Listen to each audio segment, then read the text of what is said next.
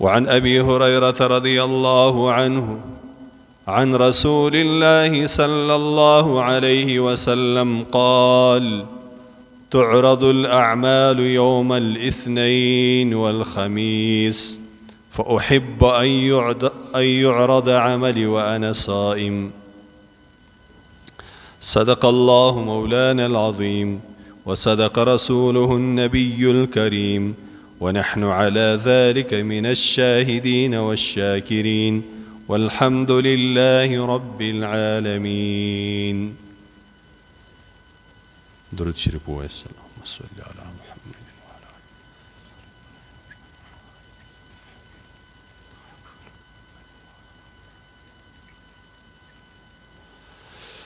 د نن ورځې بیان دی د رسول الله صلی الله علیه وسلم د زوکړې د ورځې مناسبت.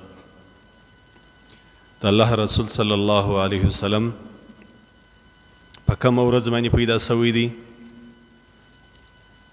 او د رسول کریم صلی الله علیه وسلم د دغې ورځې خاص عمل.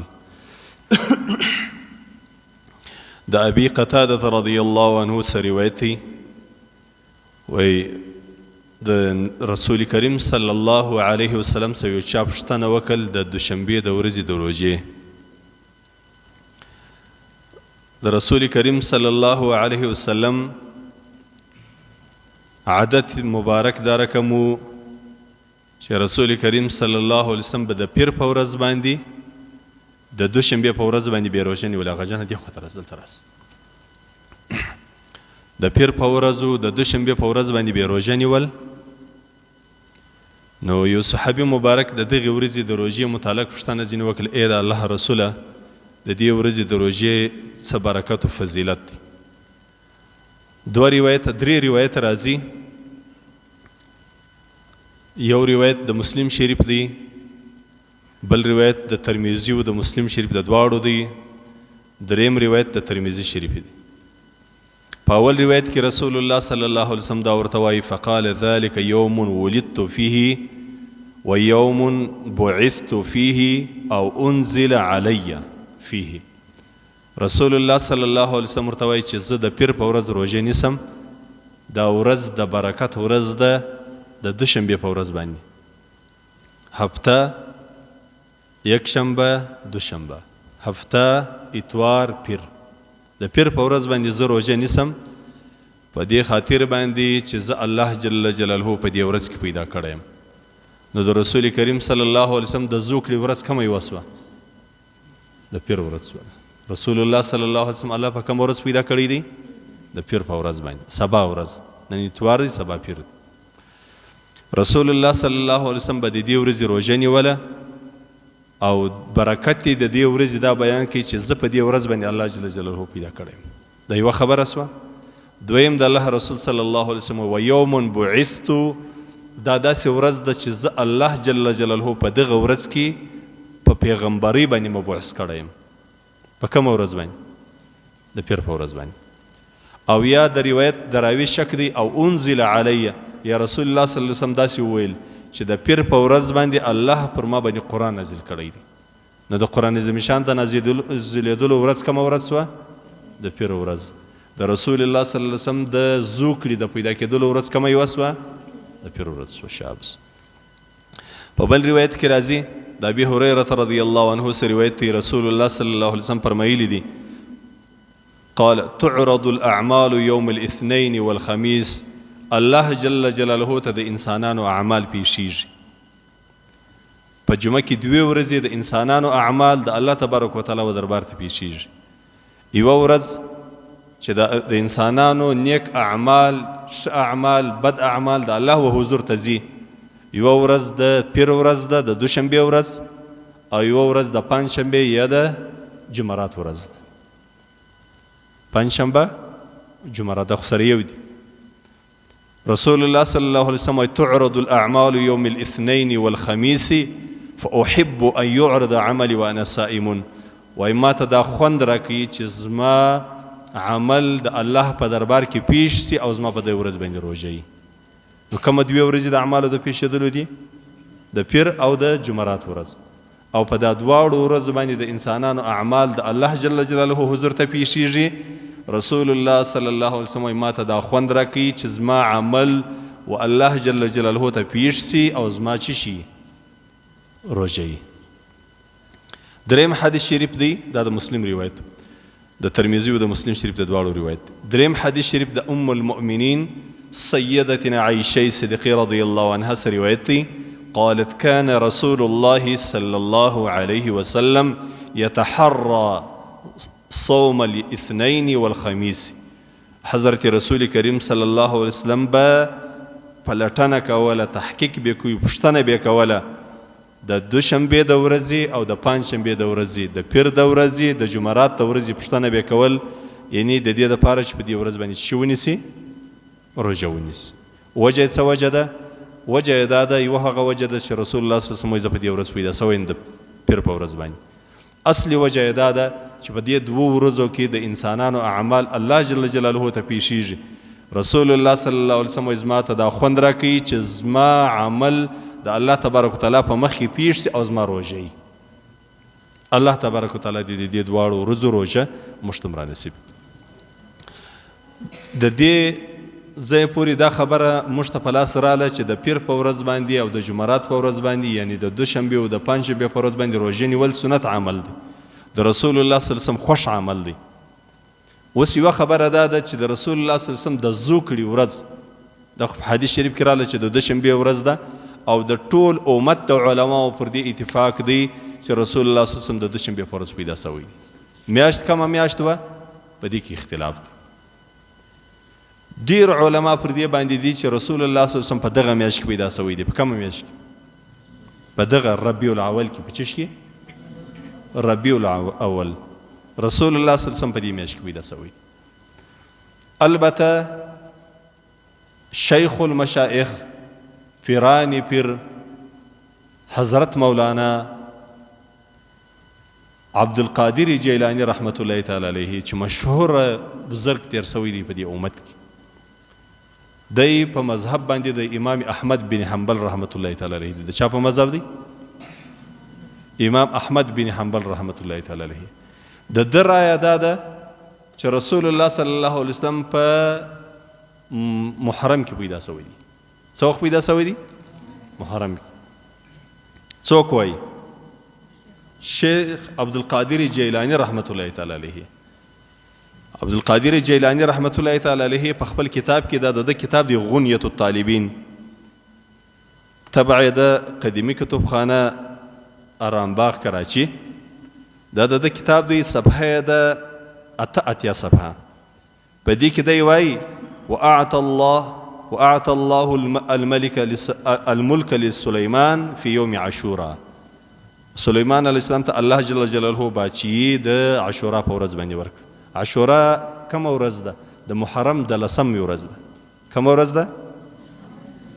د محرم لسمه د عاشورا ورځ ده. د یو وولد نبيكم محمد صلى الله عليه وسلم، وولد نبيكم محمد صلى الله عليه وسلم في يوم عاشوراء. رسول الله صلی الله علیه وسلم الله تبارک وتعالی د عاشورا په ورځ پیدا کړی دی. کوم ورځ باندې؟ عاشورا. دا د چا خبره سول؟ د شیخ عبدالقادر جیلانی رحمت الله تعالی علیه. یعنی د شیخ عبدالقادر جیلانی رحمت الله تعالی علیه چې دا گیلانیان چې د زموږ او ستاسو په وطنو کې کم خلک دي، دی وایي دا زموږ نیکه عبدالقادر جیلانی دی. په عربي کې ګاپ نه استعمالېدی، په پخوانۍ عربي کې نو ګاپ یې په جم باندې واړوي، جیلانی به ورته ویل. چی د اصلي خو جیلانی دی، بیا په عربو کې په پښتنو کې چې دي هغه کې بیا په پښتنو کې دا د جیلانی تورې په ګیلانی باندې بدل شو. چی باندې؟ ګیلانی. دا ګیلانیان چې کم خلک دي دا وایي موږ د شیخ عبدالقادر جیلانی رحمت الله تعالی علیه لمسیان یو دی سید دی، په عراق کې بغداد کې دی، د خپل زمانې لوی عالم او بزرګ تیر سوی دی. دی د چا په مذهب باندې و؟ امام احمد بن حنبل رحمت الله تعالی علیه. د شیخ عبدالقادر جیلانی رحمت الله تعالی علیه قول دا دی چې رسول الله صلی الله علیه وسلم د عاشورا په 10 باندې پیدا شوی د محرم په میاشت کې، نو په ربیع الاول کې وایي نه وي پیدا شوی. دا یوه خبره و در دې ځای پورې خلاص شو. بله خبره دا ده، مهمه خبره دا ده چې زموږ خلک بیا ډېر علما بیا دا وایي چې یا رسول الله صلی الله علیه وسلم په ربیع الاول کې پیدا شوی. په ربیع الاول کې رسول الله صلی الله علیه وسلم پیدا شوی دی. په کومه ورځ پیدا شوی؟ د پیر په ورځ باندې پیدا شوی. دا په حدیث باندې خبره ثابته، په دې کې څوک شک نشي کولی. د ربیع الاول په اول تاریخ، دویم، دریم، څلورم، پنځم، شپږم، په دې کې 3 قوله دي. یو قول دا دی چې د ربیع الاول په اول 8 باندې پیدا شوی دی. دویم قول دا دی چې په 9 باندې پیدا شوی دی. دریم قول دا دی چې په 12 پیدا شوی دی. 3 قوله شو. په دې کې څو قوله شوه؟ 3. دویمه خبره دا ده چې شیخ عبدالقادر جیلانی رحمت الله علیه قول خو مې درته تیر کړي. اوس دویمه خبره ده چې په ربیع الاول کې رسول الله صلی الله علیه وسلم پیدا شوی دی. په دې کې 3 قوله دي. مشهوره قول دا دی چې په 12 رسول الله صلی الله علیه وسلم پیدا شوی. او د تحقیق وړ خبره د محققینو علماو او مؤرخینو خبره دا ده چې رسول الله صلی الله علیه وسلم په 9 د ربیع الاول پیدا شوی دی. په څویم باندې؟ 9. او د ټول امت تقریبا اتفاق پر دې باندې دی چې رسول الله صلی الله علیه وسلم د ربیع الاول په 12 باندې وفات شوی. د وفات ورځ کومه ده؟ 12. نن تقریبا په افغانستان کې د ربیع الاول 12 ده. په پاکستان کې، بنگلادیش، هندوستان، په دغو ملکو کې به سبا د ربیع الاول 12 وي. او په هغو ملکو کې نن د ربیع الاول څویمه ده؟ 12 ده. دغه خلک چې وایي چې رسول الله صلی الله علیه وسلم د ربیع الاول په 12 باندې پیدا شوی دی، نو موږ د دغې پیدا کېدلو په مناسبت باندې راولاړېږو. دا میاشته محترمه ده. چې ده محترمه ده. او بیا د ربیع الاول په 12 ورځ محترمه ده، نو موږ میلاد جوړوو. د دغې خبرې تحقیق به اوس وکړو چې دا میلاد جوړول د ربیع الاول په 12 باندې د دې ثبوت شته که نشته. دا یقیني دا رقم ده لکه دا خلک چې وایي دا میاشت د نورو میاشتو افضله ده. او بیا د دې میاشتې 12 ورځ 12 تاریخ په دې باندې باید چې خامخا سړی راولاړ شي، خیرات وکړي. په دې باندې سړی د بعضې خلکو بیا دا دی چې جلوس راوباسي، نوي کالي واغونځي، یو بل ته مبارکیانې سره ورکړي. دا په اسلام کې شته که نشته؟ دا خبره باید چې اوس موږ ته ځان ته معلومه کړو. در دې خبرې له مخه باید چې اوله ور موږ ته دا ځای معلوم شي چې دا ورځې څوک معلوموي چې دا میاشت ده، دا میاشت ده، دا میاشت ده، دا میاشت ده، دا ورځ ده، دا ورځ ده، دا ورځ ده، دا ښه ورځ ده، دا د دې کې ډېر ثواب دی، په دې کې روژه ثواب لري، په دې کې صدقه ثواب لري. دا به موږ ته څوک راښیي؟ دا ځای به موږ اوله ور ځان ته معلوم. نو په قرآن عظیم شان کې الله جل جلاله په قرآن عظیم شان کې په سورة توبه 14 نمبر آیات کې الله عز وجل فرمایي: ان عدة الشهور عند الله 12 شهرا في كتاب الله يوم خلق السماوات والأرض منها 4 حروم. دا آیت کریمه دی. الله عز وجل وایي چې د الله جل جلاله په نیز باندې د میاشتو شمار 12 دی. څو؟ ما ته ګوري، شرطه متوجه دلته ګوره لږ. د میاشتو شمار څو دی؟ 12. د میاشتو شمار څو دی؟ 12. الله عز وجل وایي. څوک وایي؟ الله عز وجل. نو چې د میاشتو شمار 12 په دا 12 میاشتو کې الله عز وجل وایي 4 د عزت میاشتې دي. 4 څو؟ د عزت میاشتې دي. په قرآن کې الله جل جلاله وایي: یوم خلق السماوات والارض منها 4 حروم. 4 د عزت میاشتې دي، په دې کې جنګ کول حرام. هغه 4 میاشتې کمې میاشتې دي؟ اول ور به موږ دا ځان ته معلومې کړي چې 4 د حرمت د عزت میاشتې الله جل جلاله راښولي دي. هغه اوله میاشت هغه رجب ده، دویمه ذوالقعده ده، دریمه ذوالحجه ده، څلورمه د محرم میاشت. څو کمې 4 میاشتې؟ رجب، اوله میاشت چې دغه چیش د رجب ده. د رجب چې ده دا ګور د روژې د مخه د رجب راځي، د رجب وروسته بیا شعبان راځي، بیا رمضان راځي. نو اوله میاشت رجب ده، د رجب جلا ده، په د نورو میاشتو مابینځ کې ده. د رجب بیا دا نورې 2 میاشتې تیرې سي، د کوچني اختر میاشت هم تیره سي، بیا ذوالقعده راځي. دا د 2 اخترو په مابینځ کې چې کومه میاشت ده دې ته څه وایي؟ ذوالقعده. ذوالقعده، ذوالحجه، محرم، دا 3 سره پیوسته دي، سره تړلي دي. دا د رجب میاشت چې دا هلته د نورو میاشتو په مابینځ کې دا 4 میاشتې الله جل جلاله وایي د عزت میاشتې دي. د څه میاشتې دي؟ عزت میاشتې. شاباس. اوس الله جل جلاله موږ ته دا ځای وویل چې د میاشتو شمار چې دی هغه 12 دی. په دې 12 میاشتو کې دا 4 میاشتې د عزت دي. د ربیع الاول یاد کړه که نه ده یاده کړې؟ نه ده یاده کړې. نه اول اور خو دا خبره دلته موږ ته په قرآن عظیم شان کې دا ځای موږ ته په لاس نه رالی.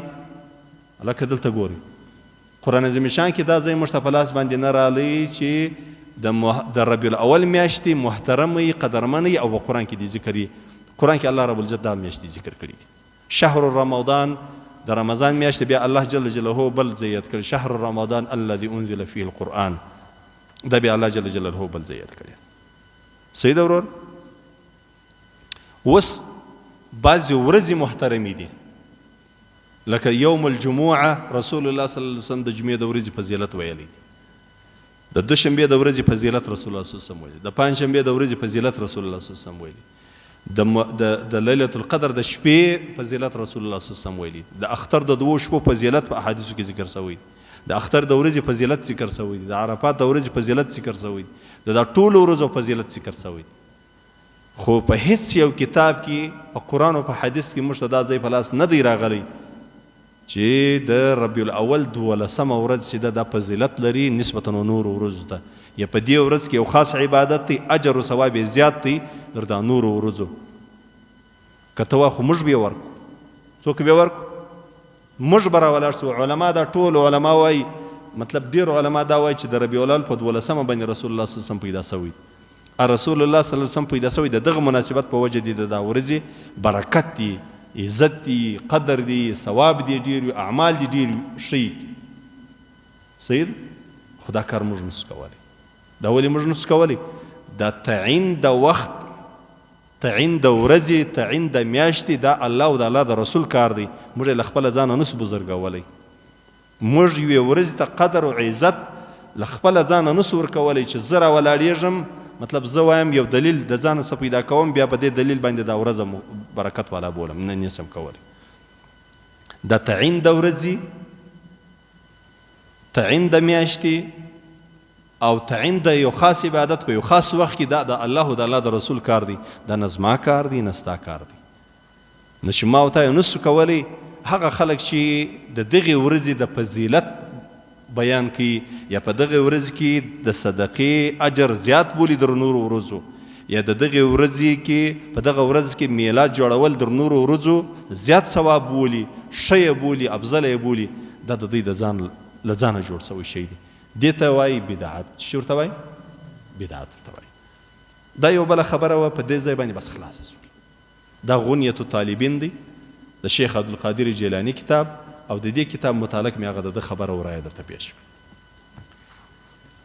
اوس یوه خبره دا ده، النعمة الكبرى على العالم بمولد سید ولد آدم. شیخ الاسلام شهاب الدین احمد بن محمد بن علی ابن حجر هیتمی په 904 کې دی د د وفات سند د دا کتاب لیکلی. په دې کتاب کې دی راولاړېږي د ربیع الاول د 12مې متعلق یو خبره کوي. د څه متعلق؟ د ربیع الاول د 12مې متعلق یو خبره کوي. د ربیع الاول متعلق خبره کوي، 12مه لا دی نه ذکر کوي. په دې کې مطلب دونه دغه دی نه کوي. نو دی بیا راولاړېږي په دې کې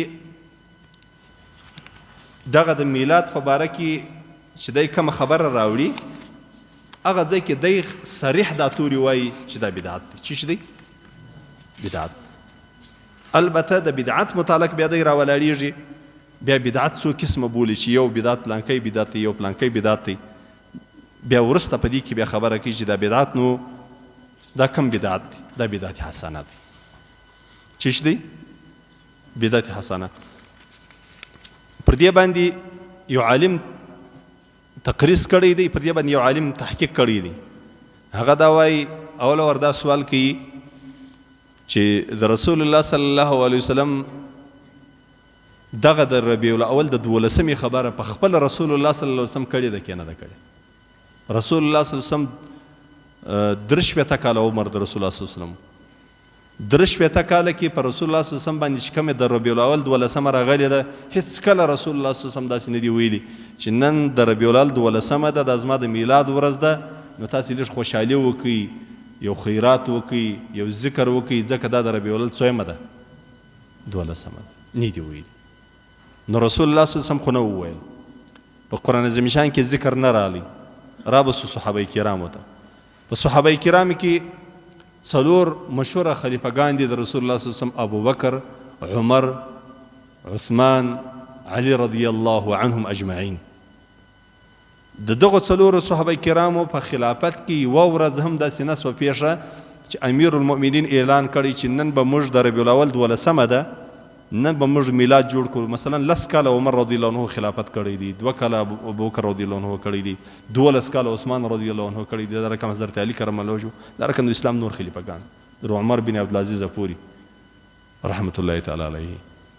هیڅ یو خلیفه هم په ټوله زمانه کې د خلافت یوه ورځ دا اعلان نه وکړي چې نن د ربیع الاول 12مه ده، نن به موږ د رسول الله صلی الله علیه وسلم د ولادت ورځ ده. دونه عظیم نعمت الله پر دا امت باندې کړی دی. نن به موږ یو خوشحالي جوړ کړو، یا به د ختم ترتیب جوړ کړو، یا به د ذکر ترتیب جوړ کړو، یا به د جلوس ترتیب جوړ کړو.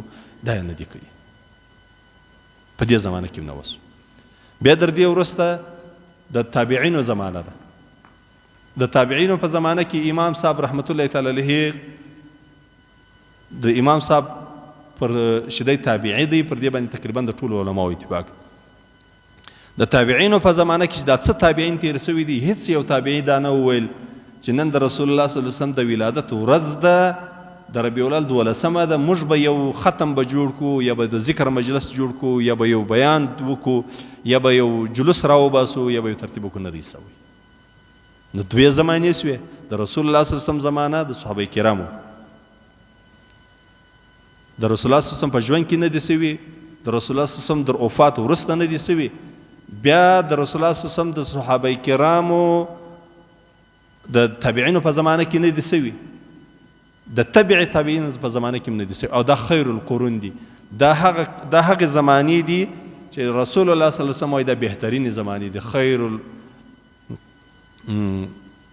خیر القرون قرنی ثم الذین یلونهم ثم الذین یلونهم. رسول الله صلی الله علیه وسلم 3 زمانې ښولي. بهترینه زمانه، بهترین خلق، اهل د زمانې چې ښه دي، هغه زما زمانه ده. بیا د تابعینو زمانه ده، بیا د تبع تابعینو زمانه ده. دا هیڅ یو د خیر القرون هیڅ یو بزرګ، یو صحابي مبارک، یو تابعي، یو تبع تابعین دا نه وویل چې نن د ربیع الاول 12مه ده، نن به موږ راولاړ سو، د رسول الله صلی الله علیه وسلم د ولادت ذکر به وکړو، مجلس به جوړ کړو، ختم به وکړو، خیرات به وکړو. بد کار خو نه ونه، خدای نه دی کړي. بیا دا رقم راځه در شیخ عبدالقادر جیلانی رحمت الله تعالی علیه پورې، بیا دا رقم نور نور نور. نو د رسول الله صلی الله علیه وسلم په خپل ائمه مجتهدین لکه امام ابو حنیفه رحمت الله تعالی علیه، لکه امام شافعی رحمت الله تعالی علیه، امام مالک رحمت الله تعالی علیه، امام احمد بن حنبل رحمت الله تعالی علیه. دا 4 ائمه مجتهدین دي. تقریبا د ټول امت د ټولو مسلمانانو پر دې اتفاق دی چې دا امامان دي د دغه دین، د الله قرآن او د رسول الله صلی الله علیه وسلم احادیثو چې ښه تشریح سوې ده، هغه دغو علماو کړې ده. خو په دغو علماو کې د چا یو قول نه دی راغلی چې هغه دا ویلي چې نن د ربیع الاول 12مه ده، نن د ربیع الاول میاشت ده یا 12مه ده، نن به موږ د رسول الله صلی الله علیه وسلم میلاد جوړ کړو. خو نه دی سوي. ده در 600 هجري پورې، در څو پورې؟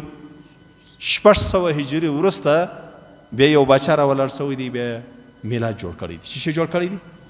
میلاد یې جوړ کړی. بیا میلاد کېدی، د ربیع الاول په 12مه به میلاد کېدی، ختمونه او خیراتونه او صدقې دا به کېدل.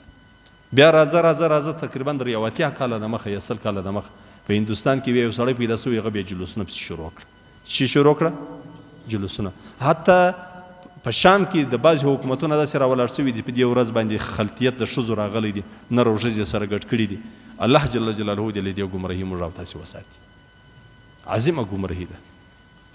په دین کې له ځانه شیان جوړول دا چش دی. دې ته بدعت وایي. چې ورته وایي بدعت ورته وایي. حتی په دې کې بیا خبره راغلې ده چې دا ورځ ډېره محترمه ده، که د ربیع الاول 12 ډېره معتبره ده، که د لیلة القدر شپه. بس نو دا خبرې د څه وي. دا بیا یو بل کتاب دی، یو عالم لیکلی دی د میلاد په باره کې. د ربیع اول په 12 باندې یا په نفس ربیع الاول کې باید چې میلاد وسي، د میلاد په تایید کې کتاب لیکلی. په دې کې بیا ډېر شیان ترجمه کړي دي. 2 ځایه د ده ما نښانه کړي دي. یو دی راولاړېږي، اوله خبره د ده دلته دا ده چې دی راولاړېږي د 2 علماو قولونه رانقل کوي. دی دا خبره کوي، وایي هو من البدع الحسنة التي يصاب عليه صاحبها لما فيه من تعظيم قدر النبي صلى الله عليه وسلم وإظهار الفرح والاستبشار بمولده الشريف. وأول من أحدث فعل ذلك صاحب إربيل الملك مظفر أحد الملوك الأمجاد الكبراء. وأول وار دغه د میلاد مجلس جوړ کړی دی، دا یو باچاو مظفر نومېدی. چیش نومېدی؟ د اربیل باچا مظفر نومېدی، یو لوی مشهوره باچاو. اول وار دی راولاړ شو د میلاد یې جوړ کړي. وكان يحضر عنده في المولد اعیان العلماء والصوفیه، لوی لوی ملایان او صوفیان د پیران دا ورسره راجمع سول، د میلاد یې جوړ کړي. په زرونو روپۍ به په دې باندې خیرات اولي. نو دی خپله دا توري وایي د ده چې دا احداث نوی پیدا سوی شی په دین کې، دا اول ور چا کړی دی؟ مظفر په نامه باندې یو باچا کړی دی. صحیح دی. بیا پر دې باندې دلیل راوړي د ابن حجر رحمت الله تعالی علیه. دی وایي وانه سئل عن شیخ الاسلام الحافظ ابن الحجر عسقلاني عن عمل المولد فاجاب بما نصه اصل عمل المولد بدعه لم تنقل عن احد من السلف الصالح من القرون الثلاثه. وای د شیخ الاسلام حافظ ابن حجر عسقلاني رحمت الله تعالی علیه څخه چا پوښتنه وکړل دغه میلاد ده چې د خلک میلاد جوړوي په ربیع الاول کې په 12 باندې میلاد جوړوي، د دغه میلاد په باره کې ته څه وایې؟ وایي ده ورته وویل دا عمل المولد بدعة، وایي ده ورته وویل دا بدعت دی. د سلف صالحینو څخه خصوصا چې 3 زمانې د سلف صالحینو تیرې سوي دي، صحابه کرام، تابعین، تبع تابعین، په دې کې د چا څه د دې نقل نه دی راغلی. بدعت یې وبلئ که نه وبلئ؟ ویې ویل خپله خوله. نو دا دین خو به له دغو 3 زمانو سبا موږ ته یو شی راځي، موږ بیا دین بولو، بیا موږ مخ ته پس کوو، که به در دې وروسته بیا شروع کېږي. خو دا 3 زمانو کې نه د صحابه کرامو په زمانه کې دا کار سوی دی، نه چا قول کړی نه عمل کړی، نه د تابعینو په زمانه کې د دې قول چا کړی نه عمل کړی، نه د تبع تابعین زمانه کې. څوک وایي؟ ابن حجر عسقلاني رحمت الله تعالی علیه وایي. سر په خلاص. لكن دی بیا چی شي وایي ورسته دی څه وایي؟ ولكنها مع ذلك قد اشتملت على محاسن وضدها. په دې کې ښه کارونه هم شته، بد کارونه هم شته.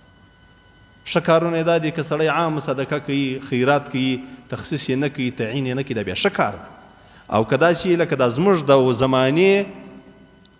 د زمانې بریلویان یا سیفیان یا نور مبتدعین چې د ټولو علماو پر دې اتفاق دي چې دا مبتدعین دي، که دا رقم وي نو دغسې بیا ځان ساتل چی دي؟ لازم دي. سر په خلاص. نو دی چی شي بولي؟ بدعت. بیا په بدعت کې دا وایي دا بدعت حسنه دی، البته په دې کې ښه او بد دواړه شته. بیا دویم، بیا د یو بل عالم خبره رانقل کوي. په دغه د دویم عالم خبره چې دی راکوي السید عباس بن عبدالعزیز المالکی المدرس بالمسجد الحرام، د ده خبره رانقل کوي. دی وایي ان په دې کې بیا په د مولد کې بعضې خلک بیا یو وارې درېږي. د هغو زمانو د خلکو یو دا دغه و چې دا د رسول الله صلی الله علیه وسلم ذکر کېږي، نو د تعظیم په شکل باندې به موږ ورته درېږو. زموږ د زمانې د بریلویانو یا د مبتدعینو هغه بیا دا وایي نعوذ بالله رسول الله صلی الله علیه وسلم مجلس ته راحاضر سو، هغه بیا رسول الله صلی الله علیه وسلم حاضر و ناظر بولي، په دې خطر باندې ورته درېږي. دویمه دا خبر رانقل کړې. د دې کتاب سمې خلاصه د دغه کتاب د راوړلو یا د ښکاره کولو مقصد مې دا و چې دوی خپله صراحت په دې باندې کړی دی چې د میلاد چی شته. د بدعت بدعت کې کم بدعت بدعت حسنه دی د حسنه نو څوک بولي دا هغه خلک بولي چې هغه د اوس زمانې مبتدعینو یعنی سیپیانو د دې متعلقین او یا بریلویان یا د دې سره جوړ خلک هغه و درجه ته د وجوب رسولی دي دا دویم کتابو درته پیش مې کوي هغه حواله دا د اشرف علي تانوي رحمت الله تعالی علیه کتاب اچھا اشرف علي تانوي رحمت الله تعالی اشرف علي تانوي رحمت الله تعالی علیه د میلاد په باره کې وایي توري دي تاسو ګوري غوږ ورته ونیسئ وایي د ربیع الاول میاشت راله په دې کې بعضې خلک ذکر د مولد کوي د مولد نبوي صلی الله علیه وسلم او احتفال کی مجلس جوړي فنقول لتحقيق المسألة أنه ثبت بحديث الشيخين في الصلاة قبل المغرب ركعتين وغيره من البراهين ومنها اتفاق المحققين دلت أصلي خبر هذا أن اعتقاد غير القربة قربة أو غير اللازم لازما تغير للدين یو شی چې په دین کې نه دی لازم تی لازم بولي یو شی چې دین مستند شولی چې دا د ثواب کار دی او تی د ثواب کار بولي دا تغییر او بدلیدل د چا دی د الله د دین دی څوک وایي اشرف علي تانوي رحمت الله تعالی حکیم الامت حضرت مولانا اشرف علي تانوي رحمت الله تعالی علیه وایي یو شی چې لازم نه دی په دین کې تی لازم بولي دا خلک اوس ګوره لازم بولي دا موږ او تاسو ټوله ګمراهان بولي دا ټوله د دیوبند علما ګمراهان بولي نعوذ بالله چې دوی ولې د میلاد مجلس نه دی جوړ کړی اولې په ربیع الاول کې نه دی جوړ کړی ولې په 12 نه جوړی د جلوس والا خو بیخي مرشتي نعوذ بالله مشرکان بولي ګستاخ رسول بولي چې نن په جلوس کې ولې نه دی راوته ولې شنو زرغونه کمیسان نه دی اغوستي شنه لنګوټي ولې نه دی تړلې په کوروي بلپان ولې نه دی لګولي اشرف علي تهنوي رحمت الله تعالی علیه ګوره دا توري دي ان اعتقاد غیر القربة قربة او غیر اللازم لازما تغیر للدين دا تغییر دی د چا بدلیدل دی د الله د دین دا بدلیدل د چیش دی د الله د دین دی دا د اشرف علي تهنوي رحمت الله تعالی علیه په دې باندې د ورسته ډیر تفصیل کړی دی خیر ما دا خلاصه خالد درته وویل دا بیا بل کتاب دی عقائد اهل السنة دیوبند دا کتاب په دې کتاب کې د مولانا فخر المحدثین حضرت مولانا خلیل احمد سهرانپوری رحمت الله تعالی علیه دا یو لوی بزرګ تیر سوی دی لوی شیخ دی د طریقت یو لوی پیر تیر سوی دی د مبارک د عقاید علماء دیوبند را نقل کړي دي په دې کې بیا یو ځای دا سوال سوی دی أتقولون أن ذكر ولادته صلى الله عليه وسلم مستقبح شرعا من البدعات السيئة المحرمة أم غير ذلك دا ظالمانو بریلویانو پر دیوبند پر علماو دا خبره تړلې وه چې دوی وایي که څوک د رسول الله صلی الله علیه وسلم د ولادت ذکر کوي دا بدعت دی او دا یو ناروا عمل دی ستاسې دا ګمان دی مسلمان به دا رقم ووایي کلمه یې پر خدای پاک باندې ویلي پر رسول الله صلی الله علیه وسلم یې کلمه ویلي الله واحد لا شریک ذات بولی هغه به دا رقم وایي چې د رسول الله صلی الله علیه وسلم ذکر بدعت دی دغو ظالمانو علماء دیوبند باندې دا دغه کړي سوال نمبر دی 21م سوال دا 21م سوال دا دی چې تاسې رسول الله صلی الله علیه وسلم د ولادت ذکر دا بد بولی حرام یې بولی نو ده بیا جواب ورکړی دی حاشا ان يقول احد من المسلمين فضلا ان نقول نحن أن ذكر ولادته الشريفة عليه الصلاة والسلام بلكي ذكر غبار نعاله وبول حماره صلى الله عليه وسلم مستقبح من البدعات السيئة المحرمة دي جواب ركي وي نعوذ بالله يو مسلمان بسنگ دا خبر كي بیا د دیوبند علما چې ټول اولیاء دي ټول بزرگان دي ټول صالحین خلق دي شرق و غرب د دوی د علم رڼا ورسېدل هغه به څنګه دا رقم را ولاړیږي و بدعت و دغه ذکر ته د رسول الله صلی الله علیه وسلم د ولادت و هغه مجلس ته چې د رسول الله صلی الله علیه وسلم د ولادت ذکر به کیږي هغه به بدعت بولي یا به حرام بولي خصوصا علما به څنګه دا خبره کوي بیا د را ولاړیږي دا خبره کوي ورسته بیا په اخري کې دا توري وایي دی وایي یو کچیر یو سړی را ولاړ سي دا د رسول الله صلی الله علیه وسلم د ولادت ذکر کوي په ښه نیت باندې په اخلاص باندې په ښه اعتقاد باندې، مطلب ذکر دی، حدیث دی د رسول الله صلی الله علیه وسلم بیانیږي، د رسول الله صلی الله علیه وسلم د سیرت د ژوند حالات بیانیږي، د رسول الله صلی الله علیه وسلم د خوړلو حالات بیانیږي، رسول الله صلی الله علیه وسلم به دا رقم خوراک کوي، رسول الله صلی الله علیه وسلم به دا رقم تګ کوي، دا رقم به خوب کوي، دا رقم به واز کوي، دا رقم به جهاد کوي، دا رقم به د کافرانو سره ناسته ولاړه و، دا رقم به د مسلمانانو سره. دغه بحث که څوک کوي دی څه وایي؟ فإن كان كذلك لا نعلم احد من المسلمین ان يحكم عليه بكون غیر مشروع. وایي موږ ته دا ځای نه دی معلوم چې یو مسلمان دی دا شی حرام وبولي، ناروا دی وبولي، چې د رسول الله صلی الله علیه وسلم دا رقم ذکر کیږي، دا رقم بیان کیږي. وایي موږ ته دا ځای نه دی معلوم. څوک وایي؟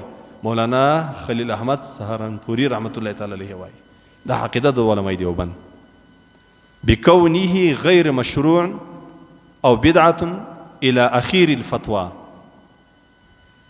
یو مسلمان به څنګه دا خبره وکړي؟ خو لیکن یوه خبره دی کې کوي، هغه خبره چې زموږ او د دغو خلکو سره خبره دغه دی ده، كونه داخلا في جملة الأذكار الحسنة المندوبة غير مقيد بوقت من الأوقات، فإذا كان كذلك چې کله دا رقم سوه اوس نو موږ ته دا ځای نه دی معلوم چې مسلمان دی د دې څه انکار وکړي.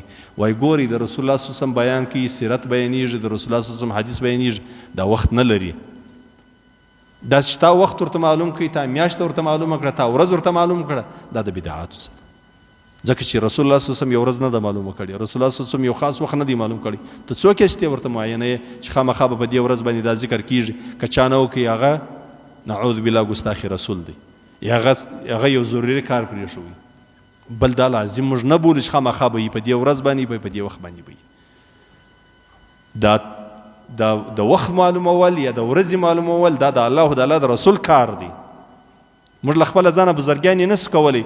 که چیرې دا خلک دا دلیل وایي چې صحیح ده، دا یو بدعت دی، موږ کو خو بدعت حسنه دی، ښه کار کوو، موږ خو بد کار نه کوو، نو بیا د بریلویانو در اذان له مخه درود شریف ویل او وروسته ویل دا بدعت حسنه دی. بریلویان پر مړي پر قبر باندې اذان کوي، د اذان کولم بیا بدعت حسنه ده. بریلویان راولاړېږي پر مړي باندې سربیره کلمه لیکي، بیا دا مړی ښخوي.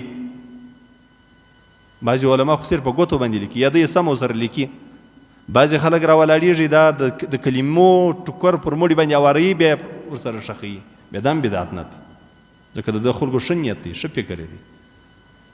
بیا چې دا د بریلویانو څه ترتیبونه دي، که د دوی د ذکر ترتیب دی، که د دوی د صلاتونه دي، که د دوی د پر قبر باندې اذانونه دي، دا څه ترتیبونه چې دوی کوي، بیا دا ټوله په بدعت حسنه کې دي واخیستی، دغه یو لو دروازه دې خلاصه کړه، بالا دې خلک پر دغه لار باندې ځي، بیا بدعت نسته. هر سړی چې هر کار کوي خو په ښه نیت باندې کوي، لیکن اسلام موږ ته د دې اجازه نه ده راکړې. کل بدعة ضلاله وکل ضلاله فی النار. رسول الله صلی الله علیه وسلم دا فیصله کړې ده 1400 کاله د مخ، هر بدعت چې دغه ګمراهي ده او د هرې ګمراهي خاوند به په جهنم کې. نو ځکه زما ورونو د دې خلکو د دغو مجلسو څخه په دوکه کې را نسئ. د ربیع الاول میاشت او د ربیع الاول پر 12مه باندې میلاد جوړول، که چیرې دا خلک دا میلاد په دغه ورځ باندې لازم بولي، ضروري بولي، او هغه څوک چې دا میلاد ته نه راځي هغه ملامت بولي، دا خلک مبتدعین دي. د بدعتیانو ملګري مه کوئ، د الله څخه وبېرېږئ، د بدعتیانو څخه مه بېرېږئ، د الله څخه وبېرېږئ. بای سړی د خدای څخه خوف وکړي، د بدعتیانو څخه د 2 لمبرو مبتدعینو پیرانو څخه مه بېرېږئ. اوس دلته داسې ملایان پیدا شوي دي، پیران چې دي، زه دا پیران پېژنم، قسم د الله په ذات قسم چې ټول عمر د کفر ملګري دي دا دوی پیران. دلته څه ګیلانیان دي، ټول عمر یې د کفر ملګري کړې ده. یعنې دا په مسجد کې ناست یم او داسې مې دی په مسجد کې ناست یم، د الله جل جلاله په دې خبره باندې ګواه او شاهد ګرځوم چې دا پیران د دوی د ټول عمر د کفارو ملګري. په دا پښین کې ملایان دي، د دغه پیرانو مریدان دي، د دغه ګیلانیانو مریدان دي. داسې کلکې مریدان دي چې څوک د دغه ګیلانیانو مرید نه وي هغه ګمراه بولي. او سیدان چې د رسول الله صلی الله علیه وسلم اهل بیت دي، اهل بیت رسول الله صلی الله علیه وسلم بني هاشم، دا بس صرف په دا ګیلانیانو ختمه کړي. بل ځای که سید ملاو، که سید عالم، که سید شیخ، که سید پیرو، هیڅ تعظیم و قدر و عزت نه لري.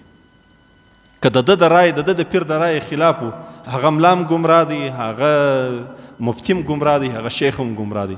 او دا خبره به زه درته وکړم، ګوره په قسم یې درته کوم د محشر په ورځ الله له ما دا پوښتنه وکړي، زما د الله په ذات باندې قسم یې چې دا ګیلانیان چې دا دوی مریدان دي دا د کافرانو ملګري وه. دا 20 کاله چې په افغانستان کې یهودو نصارا راغلي وه چې د اسلام او د مجاهدینو سره جنګېدل، دا ګیلانیان پیران دا په 100 کې 99 د دغو امریکایانو کافرانو سره ولاړو، د اربکیانو په شکل باندې، دغه د ملي پولیسو په شکل باندې، د محلي خلکو په شکل باندې، د قومي مشرانو په شکل باندې، دا ګیلانیان یې ملګري وه.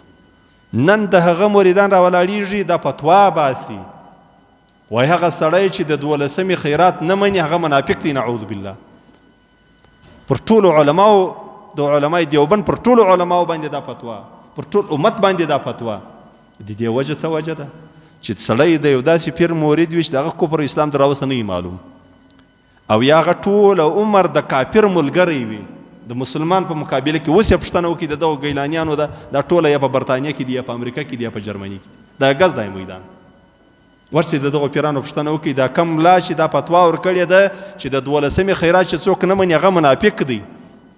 اوس زه په چیلنج درته وایم، ورسه اوس یې د پیر پوښتنه وکړه چې پیر اوس په برطانیه او په امریکا کې نه و، ما ته لاس راپرېږه. دا د انګریزانو خلک دي، دا د انګریزانو ملګري دي، د دغه انګریزانو دا خلک ورته پیران کړي د ګیلانیانو په نامه باندې. د شیخ عبدالقادر جیلاني لمسیان ځان بولي دغه بلا دې په دوی باندې وګرځي، دا یو لا ولکه ګیلاني. بیا د دغو ګیلانیانو چې کم نام نهاد ملایان پرېږدي دي هغه بیا پر ټول امت پر علماو باندې نعوذ بالله د حرامي و د منافق ټاپه لګوي، وایي دا یا منافقین دي یا حرامیان دي چې دا خیرات حرام بولي یا ناروا بولي. سره له دې دا دې اوس ما تاسو ته په تفصیل باندې دا خبره وکړه چې نه د 12مې د میاشتې ذکر په شرع کې په خیر القرون کې چا کړی دی چې دا میاشت در دا نورو میاشت افضله ده، او نه د 12مې د ورځې تعین سته او تخصیص سته چې په دې ورځ باندې د رسول الله صلی الله علیه وسلم د میلاد ذکر وشي او مجلس جوړ شي، په دې ورځ باندې جلوس راویستل شي. د دغه ځای سره له دغه مسجد ته چیلنج دی و څلور کونج دنیا ته که چا دا ځای ماته ثابت کړي د خیر القرون سره، د الله د رسول سره، د الله د رسول د صحابه کرامو، د تابعینو، د تبع تابعینو، د ائمه مجتهدینو سره، که چا دا ځای ثابت کړي چې د ربیع الاول د میاشتې فضیلت پر نورو میاشتو باندې شته، لکه الله په قرآن کې موږ ته وویل، او یا د 12مې د ورځې فضیلت یا عظیمه ورځ نسبتا و نورو ورځ ته شر موږ ته ښوولې ده، شاري موږ ته ښوولې ده، دا کې ثابت کړي د الله په ذات قسم زه 15 لک روپۍ انعام ورکړم. لیکن دا مبتدعین دي بې له ښکنځلو ماسې وه، بې له د کفر له ټاپو ماسې بل کار نه لري، پر ټول امت باندې د منافق ټاپه لګول، پر ټولو علمای دیوبند باندې نعوذ بالله نعوذ بالله نعوذ بالله د حرامیانو نسبت ورته کول. وجه څه وجه ده؟ د پیر دا ځای نه دی معلوم چې مسلمان یا که کافر، او د پیرانو دا یقیني خبره ده، ټول امارت اسلامي په دې باندې خبر دی چې دا پیران ټول د امریکایانو سره ولاړو، ټول مجاهدین پر دې باندې خبر. ما په د خپلو سترګو باندې چې په ووټو کې ولاړ وه د امریکایانو په اوږه باندې ما یې پوسټونه لیدلي دي، نو خود به یوه ملا چې د داسې پیر مرید وي چې دغه کفر او اسلام تر دا اوسه نه معلوم، دا نه معلوم ته مسلمان یې که کافر یې، د مسلمانانو ملګری که د کافر ملګری، نو خود به دا فتوا ورکوي پر اهل سنت و جماعت علمای دیوبند باندې چې دا یا منافقین دي نعوذ بالله یا دا نعوذ بالله حرامیان. نو د دې شانو سره بیداره اوسئ. الله جل جلاله دې موږ ته د رسول الله صلی الله علیه وسلم محبت په زړه کې راواچي، الله دې موږ د رسول الله صلی الله علیه وسلم ملګري کړي، الله دې موږ د رسول الله صلی الله علیه وسلم مخلصین کړي، الله دې د دغو ظالمانو مبتدعینو له لارې وساتي. دا د دغې زمانې د صوفیانو په شکل کې خوارج دي، پر مسلمانانو باندې د کفر یا د ارتداد ټاپې لګوي. الله تبارک وتعالی دې موږ ته په دغه بیان باندې د عمل کولو توفیق را نصیب کړي. الله دې موږ د نیکو صالح خلکو ملګري کړي. دا د دیوبند علما چې دي دا ټوله پیران دي، دا ټوله د څلورو طریقو حقو څلورو طریقو د ذکر چې د سنتو سره برابري د دې دا د دوی لاره وه، دا اذکار به کول، دا مریدي د پیري و مریدي به وه، دا رقم ګبرهان نه وه نعوذ بالله، لکه دا د دې زمانې ده. نو کوشش دا وکړئ د خلکو په خبرو کې مه راځئ، خیرات کوئ، د خیرات هېڅ ورځ نه ده معلومه، د الله د رسول صلی الله علیه وسلم دا ورځ نه ده متعینه سوې چې خامخا 12 چې هره ورځ مو خیرات موقع پیدا کړه خیرات کوئ، د نیکانو صالحینو خلکو صحبت کوئ، ذکر او اذکار کوئ، درود شریف پر رسول الله صلی الله علیه وسلم باندې وایاست، بهترین عمل دی، بهترین عبادت دی.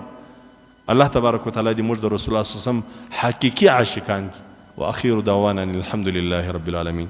الصلاة والسلام على أشرف الأنبياء والمرسلين خاتم النبيين سيدنا محمد وعلى آله وأصحابه الطيبين الطاهرين أجمعين. اللهم آنس وحشتنا في قبورنا، اللهم ارحمنا بالقرآن العظيم واجعله لنا إماما ونورا وهدى ورحمة. اللهم ذكرنا منه ما نسينا وعلمنا منه ما جهلنا وارزقنا تلاوته آناء الليل وآناء النهار واجعله لنا حجة يا رب العالمين. اللهم نور قلوبنا بالقرآن وزين أخلاقنا بالقرآن ونجنا من النار بالقرآن وادخلنا في الجنة بالقرآن. اللهم اجعل القرآن لنا في الدنيا قرينا وفي القبر مونسا وعلى الصراط نورا وفي الجنة رفيقا ومن النار سترا وحجابا وإلى الخيرات كلها دليلا. فاكتبنا على التمام وارزقنا أداءه بالقلب واللسان وحب الخير والسعادة والبشارة من الإيمان. وصلى الله تعالى على خير.